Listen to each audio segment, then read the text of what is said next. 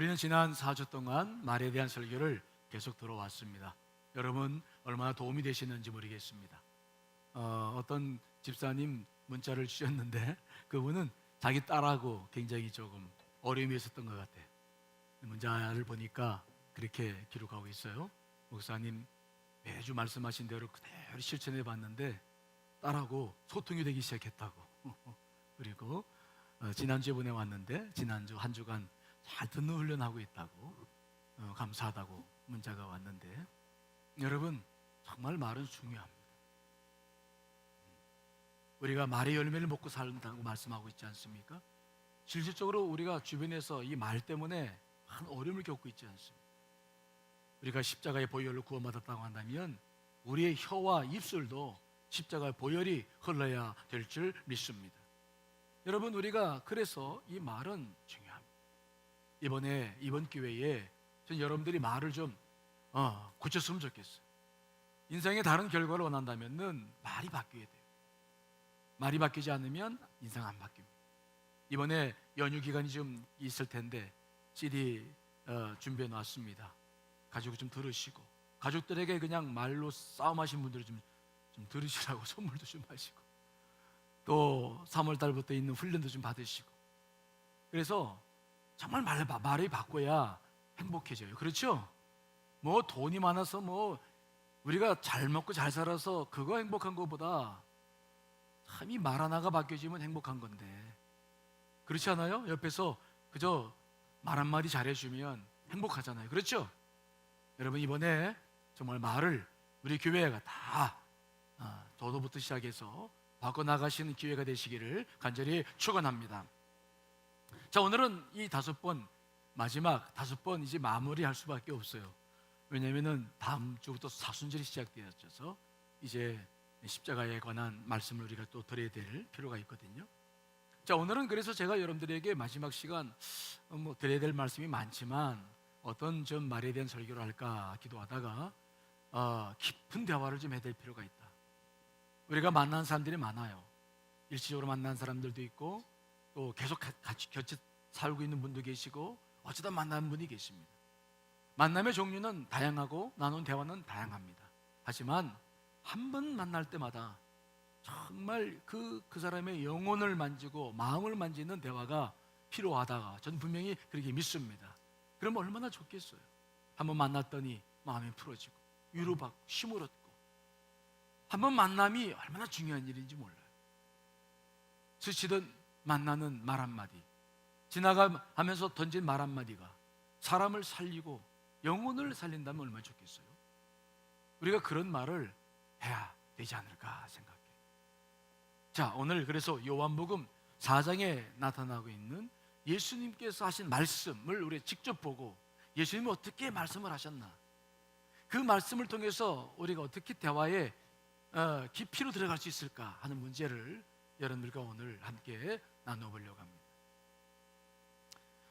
먼저 우리가 예수님의 이 요한복음 4장의 말씀을 잘 알고 있는 분들은 쉽게 이해하겠지만, 말씀을 또 잘 깊게, 또 알아도 깊게 알지 못하는 분들은 좀 이해하기가 어려워서, 먼저 이 예수님 요한복음 4장에 나타난 예수님의 대화법을 3가지로 먼저 여러분께 말씀드리고, 그런 관점으로 성경을 좀 보려고 합니다. 예수님은 늘 대화를 3단계로 할 수 있는데, 첫째는 예수님의 대화는 그냥 일상적인 대화로 출발해요. 그래서 비유들도 보면은 주변에 있는 것들로 이제 시작하죠. 그런데 두 번째, 예수님의 특징은 뭐냐면 반드시 질문이 들어가요. 그러니까 대화를 하는 중에도 질문이 들어가요. 그래서 그 질문을 통해서 대화가 좀 깊어지고, 세 번째로는 결국은 그래서 영적 진리를 깨닫게 하시는 그러한 대화법이 예수님이 쓰시는 특별한 대화법이에요. 우리가 그 대화법을 다 배울 수는 없겠지만, 그 예수님께서 한 영혼을 대하시는 그 중심, 우리에게도 그런 중심은 아주 필요합니다. 우리가 이제 그렇게 오늘 요한복음 4장을 좀 보면 훨씬 이해하기가 쉬울 거예요. 자, 먼저 예수님은 원래 유대 지방에서 갈릴리로 가실 때 가운데 밑에가, 우리가 성경 지도를 보면은 큰 세 단계로 나눌 수 있는데, 맨 밑에가 예루살렘이 있는 유다 지방, 가운데가 사마리아 지방, 위에가 갈릴리 지방이 있다. 이렇게 이해하시면 쉬워요. 근데 이 사마리아 지역은 유대인, 같은 유대인인데 BC 732년에 아수르로부터 북이스라엘을 멸망하고 난 다음에 그쪽 지역에 아수르가 일부러 많은 민족들을 이주시켰어요. 그래서 그 피가 유대인들의 그 피가 섞였어. 그래서 유대인들이 그 사마리아 지역에, 즉 사마리아인이라고 하는데 그 사람들을 아주 싫어했어. 그러니까 우리와 일본처럼 아주 적대적인 관계 속에 있어요. 그러니까 보통 사람들은 그 사마리아 땅을 직접 통과하지 않고, 그럼 빠른데 통과하지 않고 오히려 그 유다 지방에서 요단강을 건너가지고 모압 땅 이쪽 땅을 거쳐서 다시 이쪽 북부 갈릴리로 들어가는 오히려 어려운 길들을 늘 선택을 했지 사마리아를 직접 걸어가진 않았어요. 그런데 예수님은 그날 그 여인 때문에 이제 일부러 이 사마리아 지역을 통과하셔서 갈릴리로 가시는 통로를 잡으신 거죠. 그래서 이제 그 여인을 만납니다. 자, 오늘 본문 5절로 7절 말씀, 5절로 7절 말씀 한번 잘 읽어보겠습니다. 시작. 사마리아에 있는 수가라 하는 동네에 이르니 야곱이 그 아들 요셉에게 준 땅이 가깝고 거기 또 야곱의 우물이 있더라. 예수께서 길 가시다가 피곤하여 우물 곁에 그대로 앉으시니 때가 6시쯤 되었더라. 사마리아 여자 한 사람이 물을 기르러 왔음에 예수께서 물을 좀 달라 하시니, 네, 예수님께서 사마리아 도착하셨어요. 도착하셔서 수가라는 동네에 이르러서 야곱의 우물 거기에 그냥 앉으셔서 좀 피곤하시니까 쉬셨어요. 그러니까 그때 물동이를 이고 사마리아 여인이 한 사람이 물을 기르러 온 거예요. 이제 그래서 대화가 시작됩니다. 예수님의 대화는 언제나 평범해요. 일상적인 것입니다. 자, 물을 길러 왔고 지금 물을 먹고 싶었어요. 그래서 무엇을 달라고 말합니까? 물을 좀 달라. 대화는 늘 평범한 대화예요. 물을 좀 나에게 좀 달라. 그랬더니 그 여인도 평범한 이야기를 합니다. 그 여인이 보니까 아니 유대인들은 특별히 사마리아 사람들하고 말을 잘 안 하는데 또 특별히 남자들이 여자에게 말을 거는 일은 거의 없었는데 이상한 게 유대 남자가 자기에게 물을 달라고 말을 거니까 불쾌했던 거죠. 그래서 기분이 별로 안 좋았어. 그러니까 투명하게 말합니다. 이제 자, 그 이야기, 자 10절 말씀 한번 아니죠. 그렇지. 투명한 9절 말씀을 한번 읽어보겠습니다. 시작. 사마리아 여자가 이르되 당신은 유대인으로서 어찌하여 사마리아 여자인 나에게 물을 달라 하나이까 하니 이는 유대인이 사마리아인과 상종하지 아니함이로라. 자, 그러니까 일상적인 대화를 해서 물을 좀 달라고 그랬는데 이 여인이 봤을 때 왜 유대 남자가 나한테 물을 달라고 그래? 기분이 안 좋으니까. 왜 당신은 유대인이 나에게 물을 달라고 하느냐? 이렇게 퉁명스럽게 기분 좋지 않게 이야기를 하는 거예요. 그때 우리가 여기서부터 좀 주의 깊게 봐야 돼요. 그때 예수님께서 그런 상황에서 어떻게 말씀하고 계시는가 잘 보셔야 돼요. 10절이죠. 10절 읽어보겠습니다. 시작. 예수께서 대답하여 이르시되 내가 만일 하나님의 선물과 또 내게 물 좀 달라 하는 이가 누구인 줄 알았더라면 내가 그에게 구하였을 것이요 그가 생수를 내게 주었으리라. 그 여인은 기분이 나빠서 왜 나한테 물을 달라고 그래요? 당신 유대인 아닙니까? 왜 유대인이 나한테 말을 해요? 뭐 이렇게 불편하게 이야기를 툭 던졌어요. 만일 그때 예수님께서 그 여인에게 이야기를 하실 때 그 여인의 이야기를 받아서 뭐 어떠냐? 사마리아와 유대의 관계에 대해서 이야기를 하셨다든지 다른 반응을 보이셨다고 한다면 그때 대화는 두 민족의 감정으로 흘러가 버리고, 그렇죠? 난 유대인이고 당신 사마리아인이고 그쪽으로 흘러가 버릴 텐데 주님은 그때 그 감정적 반응을 그냥 대응하지 않고 질문, 수수께끼 같은 질문 하나 합니다.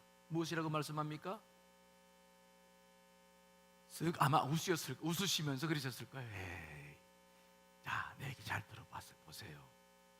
만일 당신이 내가 누구인지 알았다고 한다면 아마 당신이 나한테 물을 달라고 했을 거예요. 그러니까 감정적 반응이 막 일어나고 지금 상황이 별로 좋지 않아. 그러면 우리는 대개 보면은 같은 반응을 보이기가 쉬워. 그렇죠? 근데 예수님은 그렇게 반응 딱 하지 않고 뭐라고 말씀하시냐면은 질문 한 가지 하는 거예요. 내가 누군지 알아요? 당신이 내가 누군지 알면 나한테 아마 생수 달라고 했을걸? 질문을 던집니다. 그런데 그 질문은 대화의 방향을 확 바꿔놓죠. 자칫 잘못하면 감정적으로 대응을 할 수밖에 없는 상황인데 주님은 대화의 방향을 자신으로 확 돌려요.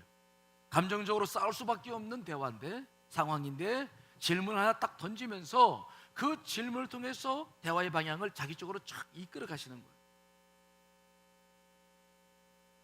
즉 민족적 감정이 아니라, 대화의 주제가 된 것이 아니라 예수 그리스도가 대화가 주제가 된 거죠. 이 여인은 지금 싸우려고 덤벼들다가 그 질문을 딱 들으면서 그래? 아니 이 사람이 누구지? 갑자기 감정이 잊어져 버려요. 자기가 대화하려 했던 방향이 사라져 버리고 관심이 온통 이 사람은 누구지? 아니 누구길래 자기를 이렇게 얘기하는 거야? 대화의 방향이 확 바꾸죠. 질문 하나가 대화의 방향을 확 바꿔나간다는 것을 보는 것이죠. 자, 그렇게 대화가 계속 시작됩니다. 11절로 12절을 읽어보겠습니다. 시작. 여자가 이르되 주여 물기를 그릇도 없고 이 우물은 깊은데 어디서 당신이 그 생수를 얻겠사옵나이까? 우리 조상 야곱이 이 우물을 우리에게 주셨고 또 여기서 자기와 자기 아들들과 짐승이 다 마셨는데 당신이 야곱보다 더 크니이까? 보십시오. 이제는 싸우려고 덤벼들지 않아요. 감정적 대립을 더 이상 하지 않죠. 갑자기 예수 그리스도 쪽으로 방향이 쫙 기울어지면서 이 여인은 두 가지 질문을 합니다. 그래요? 당신이 그렇게 대단한 사람이에요? 아니 내가 보니까 당신은 지금 물을 기를 그릇도 없는데 야곱의 우물은 깊은데 아니 어떻게 당신이 나한테 물을 준다는 겁니까? 아니 그리고 당신이 생수를 준다고 그랬는데 그러면 이 물 말고 다른 물이 있다는 건데 아니 우리가 먹는 이 우물은 1500년 전에 야곱이 파서 지금까지 우리가 먹고 가축들이 먹고 살고 있는데 아니 당신이 야곱보다 큰 사람입니까? 그럼 당신은 지금 여기서 생수를 주겠다 하는데 다른 데서부터 우물을 어떻게 다시 우물을 파가지고 거기서 어떻게 나한테 무슨 다른 물을 줄 만한 그런 능력이 있는 사람이에요? 당신이 야곱보다 큰 사람입니까? 이렇게 질문을 하는 거죠. 대화의 방향이 바뀌었습니까? 안 바뀌었습니까? 완전히 바뀌어요. 감정적 대립에 의해서 갑자기 주제가 예수 그리스도로 옮겨와 버려요. 질문 하나가 갖는 힘이 놀라운 일이에요.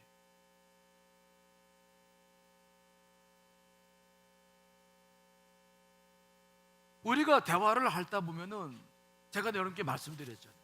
우리의 말 속에는 절제는 뭐가 들어가 있다고요? 감정이 들어가요. 뭐가 들어가 있습니까? 감정. 이 여인도 감정이 들어가 있어요. 또 우리 대화 속에 제가 복습합니다. 뭐가 더 들어있다고 그랬죠? 우리의 과거에 뭐가 있어요? 기억들이 들어가 있어요. 기억들. 이 여인도 아니 유대인이 왜 나한테 기억들. 그러니까 이 말투가 곱게 나가질 않아요. 근데 그래서 우리가 그 말을 그냥 내버려 두면 그 사람은 자기 주관적으로 자기 중심적으로 말할 수밖에 없고 거기에 반응을 보이면 이제 그것은 대화가 아니라 싸움이 될 수밖에는 없는 상황. 그런데 그때 주님은 그 사람의 그 여인의 감정과 기억을 이미 보셨어요. 그리고 그 대화에 끼지 않으십니다. 그리고는 내가 누구인지 아느냐? 대화의 포인트를 슬며시 질문 하나를 통해서 바꿔놔버려요. 그러니까 이 여인이 관심이 있어가지고 그래요? 그럼 당신 누굽니까? 지금 이 대화의 관점이 완전히 바뀌어져 가는 거죠. 그렇게 질문은 중요합니다. 자, 계속 13절로 15절 말씀을 읽어보겠습니다. 시작. 예수께서 대답하여 이르시되 이 물을 마시는 자마다 다시 목마르려니와 내가 주는 물을 마시는 자는 영원히 목마르지 아니하리니 내가 주는 물은 그 속에서 영생하도록 솟아나는 샘물이 되리라. 여자가 이르되 주여 그런 물을 내게 주사 목마르지도 않고 또 여기 물 기르러 오지도 않게 하옵소서. 아멘. 그래서 주님께서 말씀합니다. 그 여자가 이제는 싸우려고 덤벼들지 않고 마음의 문을 열고 주님과 대화하고 싶어서 지금 물어보는 거예요. 그때 주님께서는 뭐라고 말씀하십니까? 그 여인이 관심 갖는 문제에 대해서 좀 더 깊은 대화를 해요. 이 물, 야곱의 물을 마시는 자는 다 목마르다. 그러나 내가 주는 물을 마시는 자는 영원히 목마르지 않는 샘물이 될 것이다. 성령님을 가리키는 것이죠. 예수를 믿고 난 다음에 성령께서 안에 계셔서 우리는 예수 그리스도를 믿으면 하나의 의무를 갖기 시작하는데 성령님께서 늘 기쁨으로 우리 가운데 역사하시는 그게 우리 안에 이제 생기는 거죠. 그 말씀하시는 거죠. 이 여인은 알아듣지는 못했어요. 하지만 주님께서는 그 여인에게 이제 진정으로 깊은 대화를 해 나가기 시작합니다. 그랬더니 그 여인이 가만히 생각해 보니까 그런 물이 있으면 너무 좋을 것 같아. 그렇죠? 그런 물이 있어요? 아니 한번 마시기만 하면 그냥 샘솟아 솟아난 물이 있어요?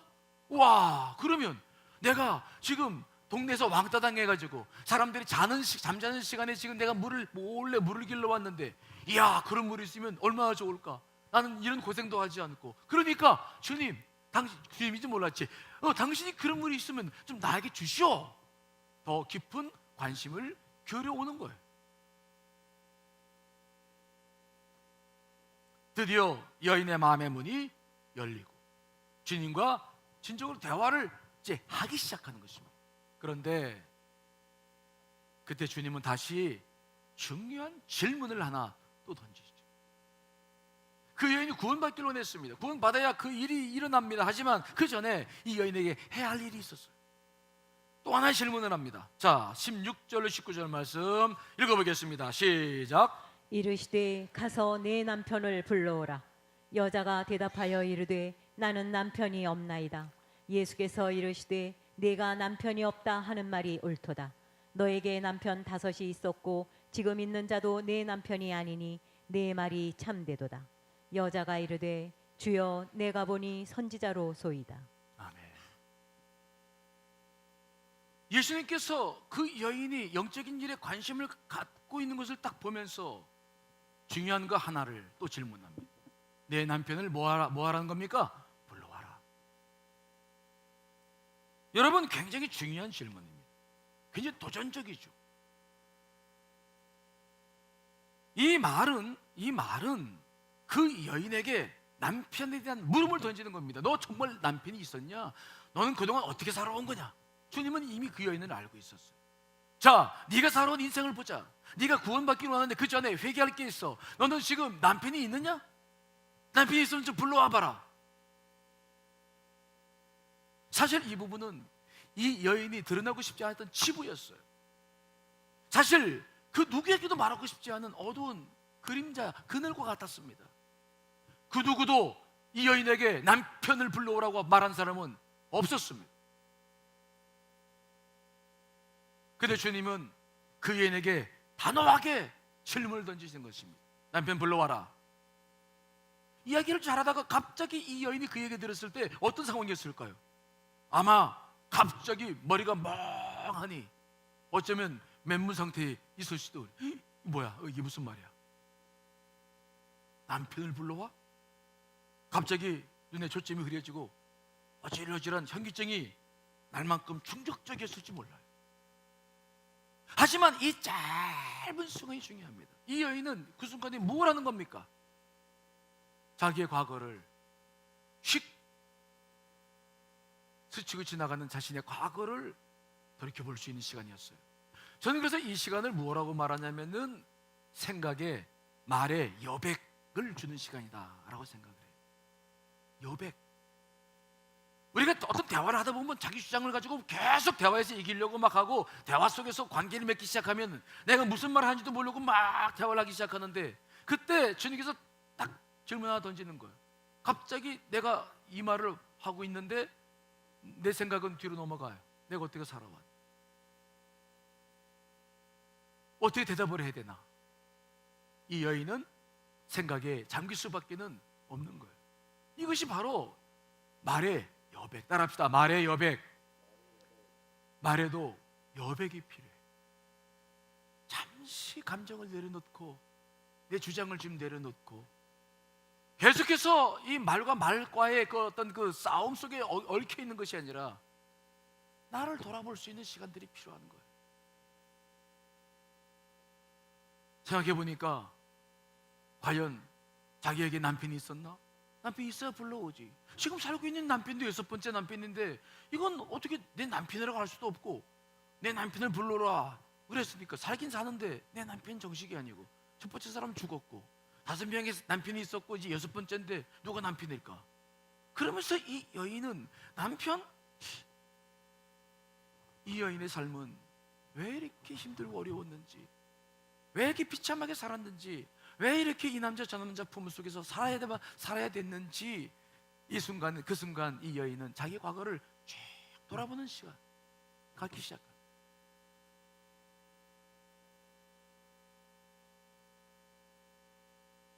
예수님의 그 질문은 이 여인의 삶을 온통 흔들어 놓았어요. 첫 번째 질문은 대화의 방향을 바로잡는 질문이셨고, 두 번째 질문은 대화의 여백을 갖게 하는 거예요. 그 여인이 생각해 보니까 없어요.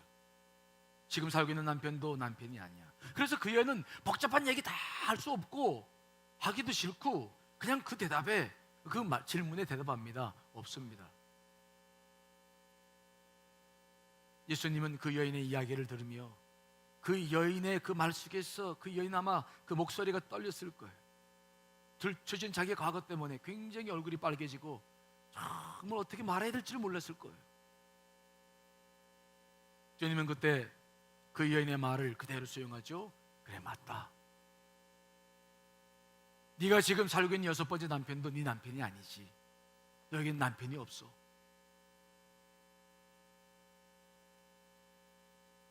이 여인은 깊은 성찰, 자기의 깨달음을 갑자기 갖기 시작. 내가 왜 그러고 살았나? 자기 삶을 돌아보는 시간이었을 거예요. 대화를 하면서 짧은 시간이지만 엄청난 역사가 그 여인의 내면에서부터 일어나기 시작했어요. 그러자 이 여인이 깨달아지는 게 있습니다. 아, 내 앞에 있는 사람은 선지자구나. 보통 사람이 아니구나. 아, 이분은 선지자야. 그러면서 이제 그 여인은 방어의 모든 벽을 다 허물고 자기 자신을 인정하면서 드디어 자기의 관심이 있는 분야, 영적인 문제를 질문하기 시작하죠. 우리 조상들은 이 산에서 예배를 하였는데 당신들의 말은 예배할 곳이 따로 있다, 예루살렘이 있다 하더이다. 이게 무슨 말입니까? 그 여인은 드디어 마음을 열고 자기의 누추했던 삶을 드러내고 자기의 그 궁금했던 영적인 질문을 저 앞에 하면서 주님과 깊은 대화를 해나가기 시작하고 결국은 예수 그리스도가 선지자가 아니라 메시아구나, 정말 우리가 기다리던 메시아구나 사실을 깨닫고 예수 그리스도를 영접하고 그리고 가지고 왔던 물동아리도 내팽개친 채 기쁨으로 돌아가서 잠자는 동네 사람들을 깨우면서 죽기를 인도하는 모습이 오늘 요한복음 4장에 나와 있는 말씀이에요. 예수님은 처음에는 평범하고 일상적인 소재를 가지고 대화를 하지만 대화하면서 중간중간 질문을 섞여 나가요. 그러면서 그 대화를 왜 지금 대화하고 있는지, 어떤 대화를 해야 하는지에 대한 것들을 일깨워 주시면서 결국은 영적 진리로 깨달아 나가시는 모습을 우리가 보는 거죠. 여러분, 우리에게도 이런 지혜가 있어야 될 줄 믿습니다. 대화만 막 한다고 되는 문제가 아니에요. 막 총을 쏘든 막 이야기를 한다고 대화가 되는 게 아닌 거예요. 그런데 이런 예수님의 대화법은 그 뒤로 나오는 제자들과의 대화에서도 동일하게 이루어져요. 자, 그렇게 예수님께서 지금 구원받아서 가고 있는 사마리아 여인을 보고 있는데 제자들이 그 동네에 들어가서 음식을 준비해가지고 지금 예수님께 왔습니다. 그렇게 차려놓고 말씀합니다. 예수님, 점심 준비했습니다. 잡수십시오. 그랬더니 예수님께서 동일한 반복적인 대화를 또 시작하시죠. 자, 오늘 31절로 34절 자, 읽어보겠습니다. 시작. 그 사이에 제자들이 청하여 이르되 라삐어 잡수소서. 이르시되 내게는 너희가 알지 못하는 먹을 양식이 있느니라.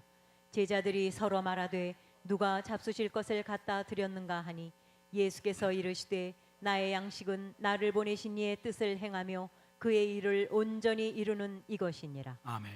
제자들이 음식을 가져와서 차렸어요. 주님 잡수십시오. 제자들은 예수님께서 기쁘게 먹는 걸 보고 싶으셔서 잡수요, 잡수요. 그런데 주님은 그 지금 구원받고 나아가는 여인만 쳐다보고 있는 거죠. 그러면서 하시는 말씀이 뭐냐면 내게는 너희들이 모르는 양식이 있느니라. 이것은 의문을 갖게 하는 질문이에요. 예수님은 제자들과 더불어 동고동락했습니다. 제자들이 모르는 음식은 없었어요. 물론 예수님이 특별한 음식을 잡수실 때 있었을지 모르겠지만 그 음식은 다 제자들을 통해서 공급되어 왔던 거예요. 그런데 아니 우리가 모르는 음식이 또 있어? 생각하게 하는 거예요. 평범하게 먹는 점심이었어요. 근데 그 점심이라는 즉 양식, 먹는 음식의 의미를 더 깊게 하는, 한 번도 생각해보지 못했던 문제들을 질문을 통해서 다시 제자들에게 물어 나가시는 것을 봅니다. 내게는 너희들이 모르는 양식이 있다. 아마 제자들은 처음에 그렇게 생각했을 거예요. 그 사마리 여인이 예수님께 양식을 갖다 주셨나? 이미 잡수셨나? 하지만 그 짤막한 순간이었지만 이 제자들은 양식에 대한 생각을 합니다. 무슨 양식? 대화를 하는데 대화 속에서 지금 주님께서 방향을 잡으시는 거예요. 만약 예수님께서 음식을 보면서 드시면서 맛있다, 이거 어디서 사왔냐? 그러면 그 대화는 어느 쪽으로 계속 나아갈 겁니까? 대화는 어느 쪽으로 나갑니까? 그거요? 아이고 수가 동네 갔더니요 거기 식당이 있더라고요. 거기에 연세 많으신 분이 계시는데 그분이 음식 만들어 보니까 너무 맛있어가지고요 그분이 맛집이래요. 맛집. 그래? 그러면 예수님과 그 제자들과 대화는 그때 무슨 대화를 합니까? 맛집에 대한 대화하고 그래? 그 사람이 누구냐? 그래서 대화가 그렇게 쭉 진행될 겁니다. 근데 주님은 그런 대화 하고 싶지 않으셨어요. 그래서 내게는 너희들이 모르는 양식이 있느니라. 갑자기 대화의 방향이 확 바뀌어지는 거예요. 질문 하나를 가지고. 이해되시나요?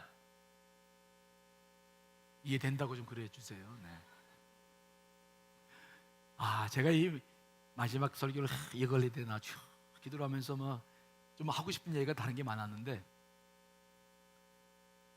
정말 이런 설교는 이게 설교가 적용점이 나중에 말씀드리겠지만 어려운 부분이라서 들어도 이게 어떻게 하지? 이런 설교가 되게. 그래서 주여 이거 말고 좀 다른 거 좀 할까요? 그랬는데 그런 마음을 안 주셔. 그래서 제가 이걸 해서 저도 지금 기도를 많이 하고 설교하고 있어요. 설교하는 중에도 여러분 마음의 문을 여셔서 이 말씀을 하신 이유를 잘 찾으시기 간절히 축원합니다. 방향이 확 바뀌어지는 거예요. 늘 대화할 때 그 방향이라고 하는 것이 어떤 방향이어야 되는지를 보시며 대화해야 될 줄 믿습니다. 한마디가 바뀌어지는 거예요. 한마디가. 정말 우리가 대화할 때 어떤 대화를 하기로 원합니까? 그저 표면적인 이야기, 그저 그냥 농담 한마디. 여러분 그런 대화 물론 해야 할 때가 있죠. 맨날 복잡한 얘기하면 되겠어요? 하지만 이번 구정 때 정말 친척들과 만났을 때는 맨날 똑같은 얘기하지 마시고 깊은 대화를 해나가야 될 줄 믿습니다. 과거도 풀어내셔야 되고 서로 막힌 것들이 있으면 좀 헐어내시고 또 영혼들 구원받지 않은 사람 영혼들 구원해내야 되고 이번 우리가 해야 할 대화는 좀 깊은 대화가 필요한 시기예요. 이제 질문 하나가 대화의 방향을 확 바뀌어 나가는 거예요. 그저 그냥 무심코 대화하지 마시고 이 대화의 방향이 지금 어떤 방향인가? 내가 어떤 대화를 해야 되나? 우리가 늘 관심을 가져야 될 내용들이라 그런 거예요.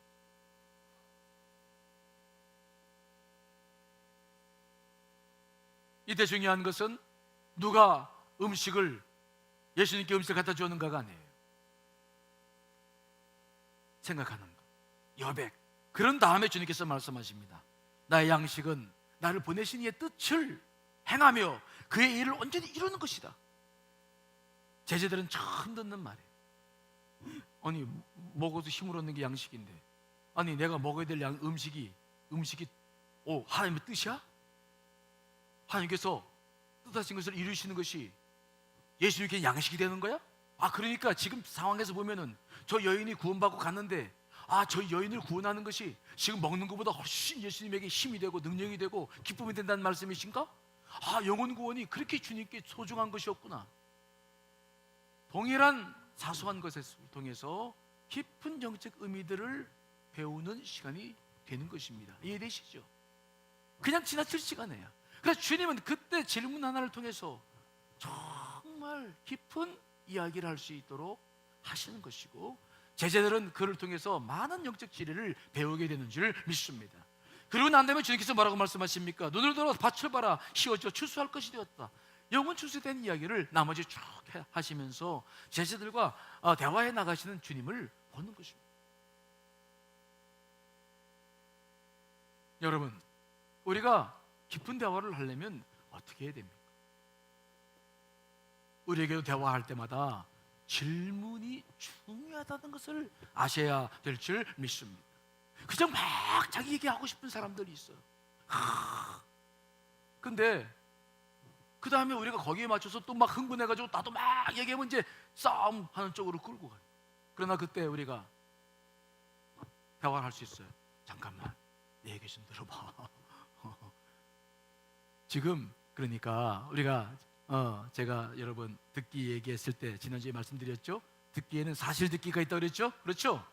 사실 듣기, 또 금방 다 잊어버렸죠. 감정 듣기, 또 뭐가 있습니까? 핵심 듣기가 있죠. 그러니까 사실 듣기를 그러니까 당신 하는 말은 좀 요렇다는 거죠. 그 질문도 굉장히 중요해요. 왜 그렇게 생각하세요? 왜 꼭 그렇게만 생각하시나요?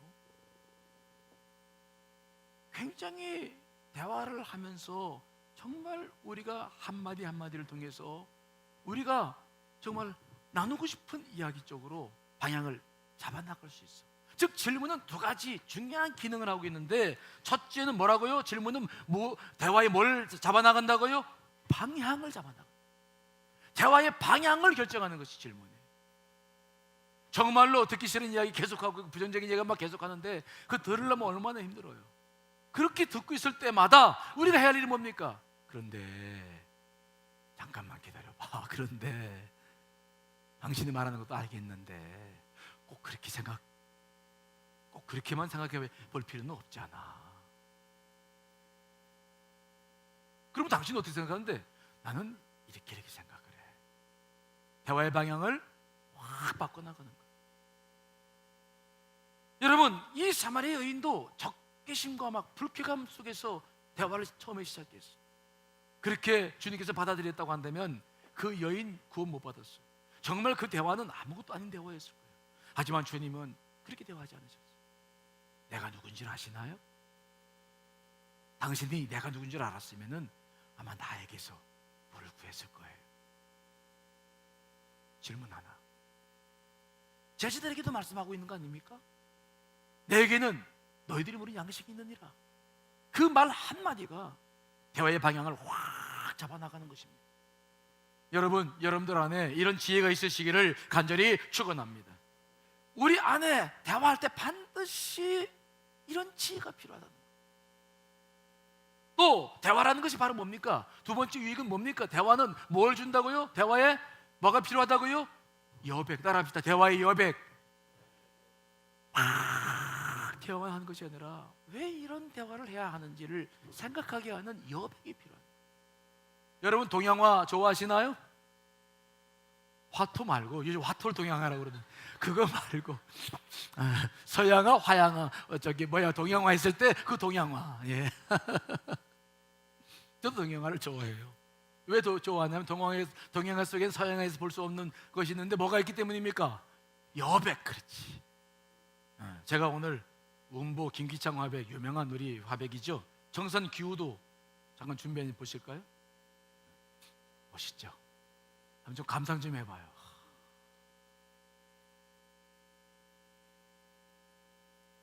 왜 저 그림이 우리 마음에 편안함을 주는 것일까요? 와, 왜 그럴까요? 그림을 잘 그렇게 표현하는 것은 너무 두리뭉실한 표현이에요.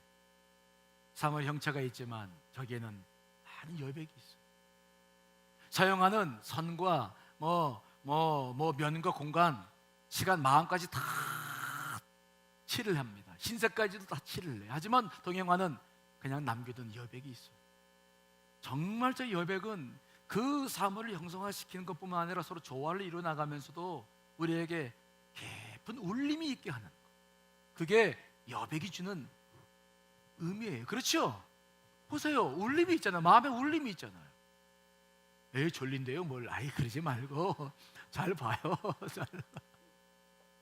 그림 하나를 가지고도 여백이 있을 때 거기에 쉼이 있어,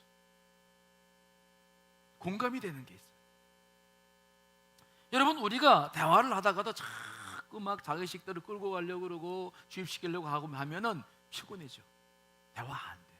그러지 말고 서로 생각할 수 있는 시간들을 자꾸자꾸 가질 때마다 우리는 이런 여백을 만들 수 있어요.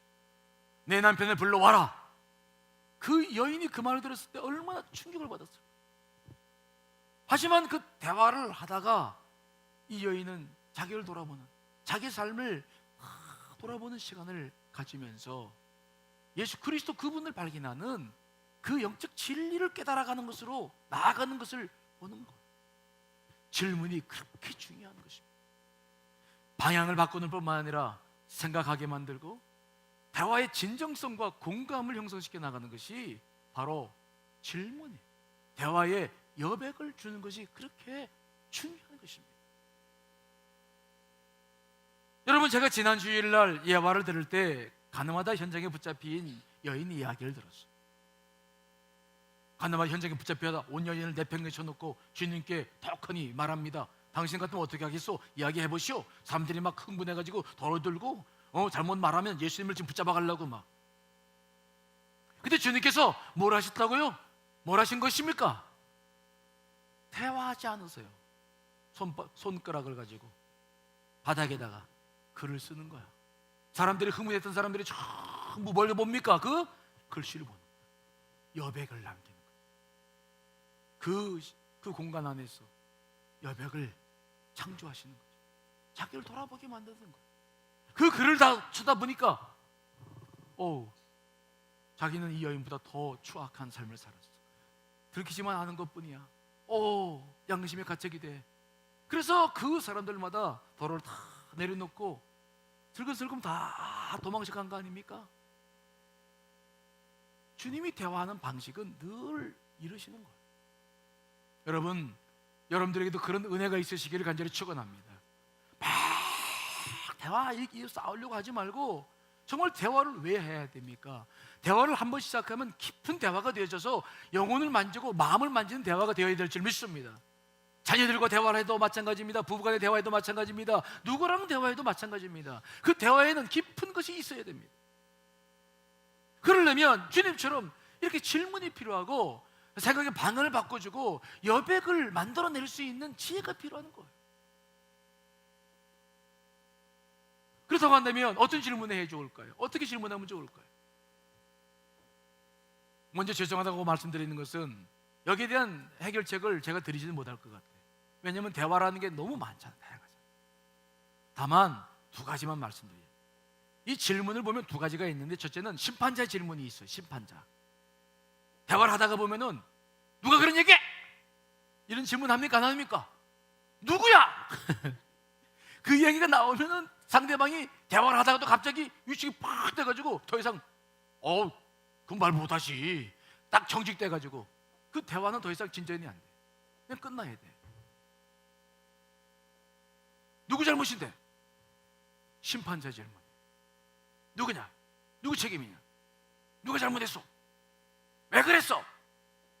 너 또 그랬어? 질문을 안 하는 거 아니에요. 우리가 대화에도 질문을 해. 근데 그런 질문들은 사람들을 쿡쿡 찔러, 화살로 더 이상 대화할 수 없게끔 만들어내는 참 미련한 질문들인 거예요. 그런 질문을 하면 그 대화는 경직되고 더 이상 대화하고 싶진 않아. 그렇죠? 그냥 일어서고 싶어. 에이, 너랑 대화 안 돼. 끝! 그리고 마음 닫아버려요. 심판자의 질문, 이런 질문은 절대로 하면 안 돼. 너 또 그랬지? 그런 말 자녀들에게. 그럼 어떻게 해야 되느냐? 학습자의 질문이 있다고 그래요. 학습자의 질문 뭐냐? 이 사건을 통해서 나와 대화를 하는 사람을 통해서 벌어진 사건을 통해서 배우고 싶은 거예요. 그게 내 부족함이라고 한다면 그래, 내가 실수한 것이 뭐가 있는지 좀 말해주세요. 내가 고칠게. 대화가 확 달라져요. 이 일을 통해서 하나님께서 말씀하신 것은 무엇인가 관심 갖기 시작하는 거예요. 주님은 어떻게 생각하셨을까요? 주님이라면 어떻게 이 일을 처리했을까요? 어떻게 해야 서로에게 유익이 될까요? 어떻게 하면 다시는 이런 일이 생기지 않을 수 있을까? 우리가 배우는 자의 입장에 서서 한마디 한마디의 질문을 던져야 될 줄 믿습니다. 이게 굉장히 필요해요.